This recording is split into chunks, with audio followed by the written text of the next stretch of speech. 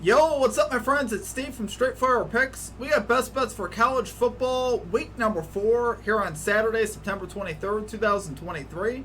We're going to have spreads, over-unders, money lines, totals here for you today. We got 5 picks that I think are great value bets for this Saturday college football slate. Looking forward to it, guys. Should be a great day in college football. If you're new to the channel here today, please be sure to hit that like and subscribe button.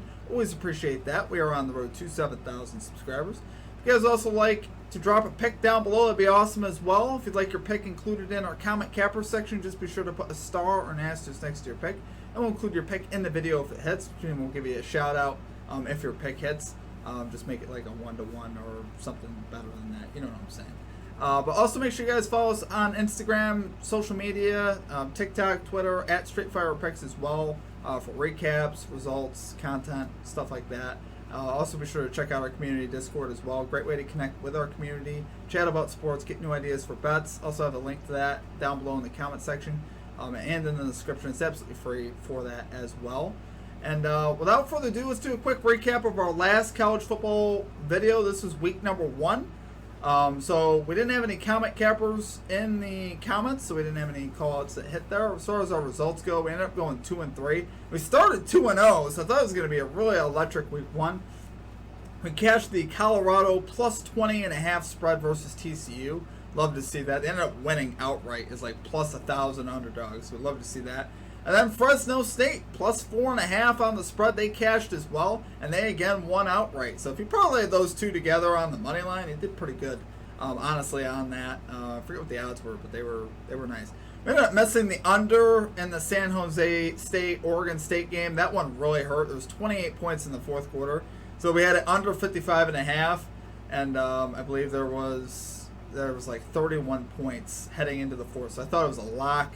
And, Oregon State had a pretty big lead, so I just thought, that was going to hit easily. A couple garbage touchdowns late kills that bet, so I hate that.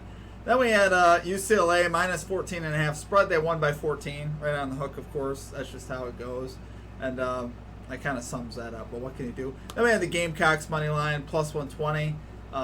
They started, decent. They were hanging in there, and then just completely fell apart in the second half. So, but we're going to get back after today, guys. We got 5 new picks here for you today. Let's go 5-0 this week. Got a lot of value, too, which we'll get into. But let's get after today, guys. Let's get right into our picks here.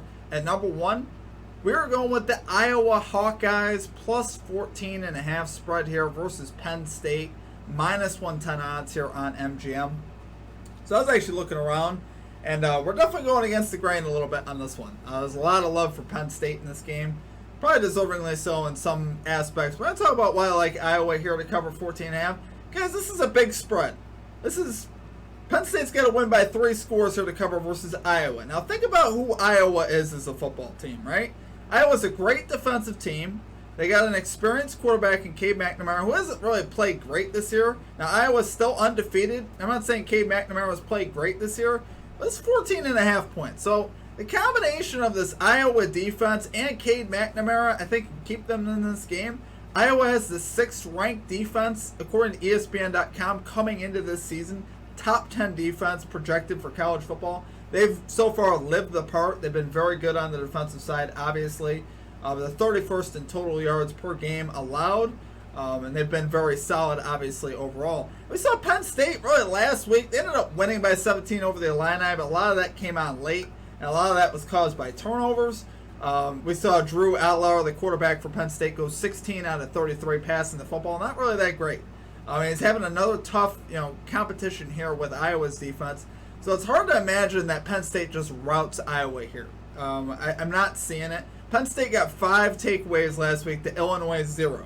So that has a lot to do with why they won that game 30-13. Outside of those takeaways, that was a very close football game. And I think that's more of what I'm expecting here. Illinois is, I put Iowa higher than Illinois, at least in my bracket. And I think here, this is obviously, one of them games, Big Ten rivalry game, Iowa-Penn State. Iowa is dealing with a bunch of injuries. The tight end Leachy, Caleb Johnson, Patterson, they got injuries across the board, but I think Iowa's going to keep this close. I think the defense, Cade McNamara, the experience would keep this game close. I don't think this is going to be a rout. I still think Penn State wins. It's not like I'm thinking Iowa's going to win this game. I just think it's going to be a lot closer than 14.5. And for, like I said, in a game like this where Iowa's going to be ready to play, right? They're playing at Penn State. They'll be ready to play. I'm not too worried about that. They're gonna play with heart. They're gonna play with soul. I expect the game, like I said, to be close. Iowa's definitely gonna probably struggle offensively, no doubt about that. Penn State's defense also ranked inside the top 10 as well. So it's gonna be a struggle. It's gonna be a bloodbath, but it's gonna be relatively close. I think maybe Penn State by a touchdown, but 3 scores, I don't think so. So love it there, guys, for our number 1 pick. We're going with the Iowa Hawkeyes plus 14.5 spread here versus Penn State minus 110 odds here on MGM.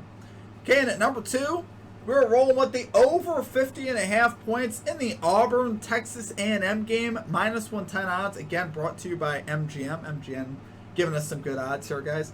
We got Texas A&M here, guys, 32nd, Auburn 34th in yards per play. So both these offenses have the ability to be a little bit explosive. We got Texas A&M 17th, Auburn 26th in offensive touchdowns so far this season. So I like seeing that as well. And honestly, I definitely don't trust this Aggies defense. They allowed 48 points, 451 yards to Miami. So obviously, that's obviously not good. So this defense is obviously very vulnerable for Texas A&M, and they're also very good on the offensive side, which obviously I love for taking it over. So I think this could turn into a shootout. Honestly, Auburn does like to run the football, but this is a game where I think we're just going to see a lot of offense. Now, if you recall, last year, this game ended 13-10. So there wasn't even half the points that we need. So we got 50.5 projected. I just think, here, like I said, the weakness on the A&M defense, the ability of these teams to get explosive plays down the field, I like that. And also for Auburn, they have 7 takeaways and 7 giveaways. Now, that gives you an idea of, if you give the ball away, you're likely to set up the other team with short fields and vice versa. If you get takeaways, you're likely to set yourself up with a short field. So I like seeing that, guys. I think there's a lot of potential here for this over to hit on stuff like that. If we have a bunch of turnovers, obviously short possessions, that's what you want to see when you're taking it over. So I think there's a lot of value, honestly, on this. I love this as the number 2 play. We're going with the over 50.5 points in the Auburn Texas A&M game, minus 110 odds again on BetMGM. Okay, and at number 3, we're getting a little aggressive, guys. You're going to notice towards the end of this video, we're getting a little bit more aggressive. We're going Virginia Tech money line versus Marshall plus 188 odds on FanDuel. I'll say this, guys. If you want to take the spread at 5.5, take the spread. It's obviously a much safer play. I wouldn't fault you for doing that. It's still a great pick, in my opinion. So, but here, I love the value, guys. We get a Power 5 school versus a Sun Belt team. The Power 5 school's an underdog. I instantly started looking into it. Now, Tech has had a little bit of a rough start to the season. They're 1-2. They lost 24-17 to Purdue, 35-16 to Rutgers. But if you look at those losses, they were in that game versus Rutgers. It was 21-16 late. Rutgers scored a couple of late touchdowns to pull away and end up winning that game 35-16. And look at the Rutgers. They're a pretty solid school, right? They're 3-0, beat Northwestern 24-7. Wasn't like that was a garbage opponent they played. On the other side, though, for Marshall, they beat an FCS school in Albany by 4 at home, 21-17 over Albany. And then they beat East Carolina 31-13, but they actually trailed in the fourth quarter of that game. 3 unanswered touchdowns to pull away and win that game. So Marshall's 2-0. So if you look at the records, you're like, I don't know, Steve. But for me, I just think this is a great value spot, right? This is one of those things where I'm kind of looking at these two teams. It's like, it's kind of an even matchup. When I look at the quarterback situations on both sides, they're very shaky, very questionable. Obviously, we don't even know who's going to start for Tech at quarterback. That's one of the things. It's either going to be Drones or Wells. So we're kind of hoping it's going to be Wells. He's still listed as questionable at the moment. But both teams have quarterback issues right now. And I think that's the big thing right now. And both these teams could play defense. So we're looking at this as a fairly even matchup. Give me the plus 188. So that's why I liked it so much. Honestly, that's why I like the spread as well. If you're having the spread at more than a field goal, give me that plus spread as well. But obviously, I love the value on Tech on the money line here. I think, obviously, the line here has been moving in an interesting way as well. This line opened at 6.5 in favor of Marshall. It's now down to 5 on most, but got as low as 4.5. So you're seeing that line movement as well, which is usually a good indicator for Tech. Like I said, we'll see what happens. It's one of those things where you are taking a value shot here. I see the value. I want to attack the value. But I don't fault you for playing the spread. You play that at your own discretion. I'm not telling you what bets to place. I'm just saying what I'm going to be on. This is what I'm going for because you can make almost 2 units on this play. Like I said, I just don't trust Marshall right now. And, you struggle with teams like Albany. Give me Vatech, the Power 5, to at least cover, and then they have a great shot to win. So, love it there for our number 3 pick, guys. We're going to Virginia Tech money line here versus Marshall, plus 188 odds here on FanDuel.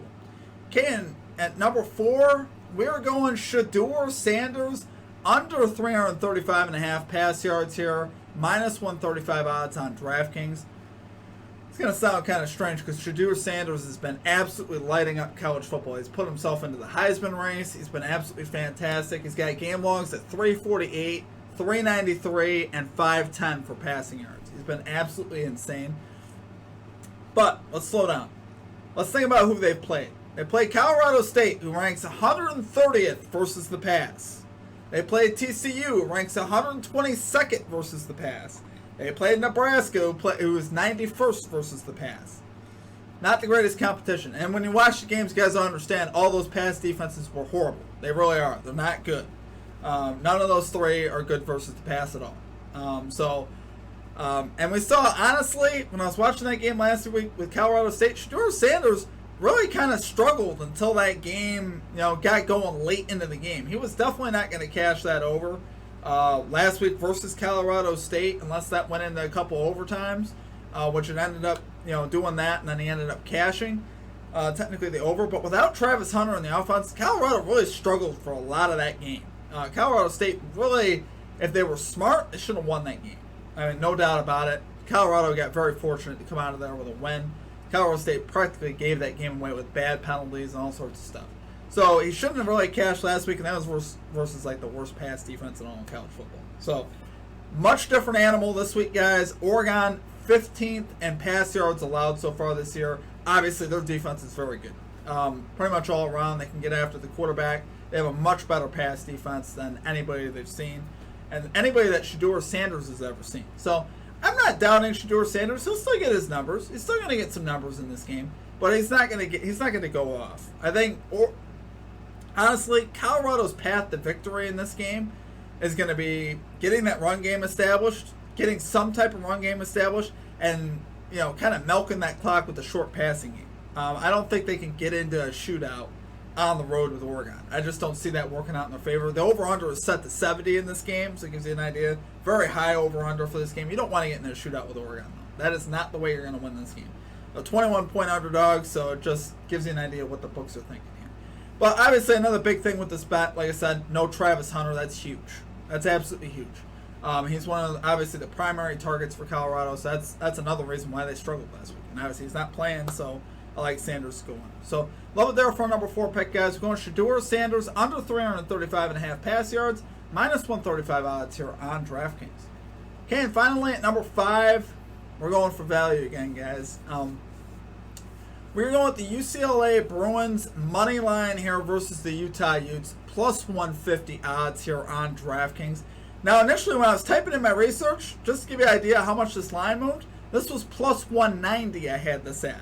Moved all the way back to plus 150 because I believe Cam Rising's status, quarterback for Utah, who's looking to make his return from that ACL injury, he may be more leaning towards not playing. It's like I tried to find any news I could out on it. Saw some tweets about him having the yips at practice with short throws and different things like that. So it might be one of those things where mentally he might not be ready to play. I don't know. I'm just telling you, the line moved in a very crazy fashion ahead of when I was just doing research for this. So whether he plays or not, though, really doesn't matter a ton to me. I'd probably rather see him not play because, obviously he has a lot of ability if he does play.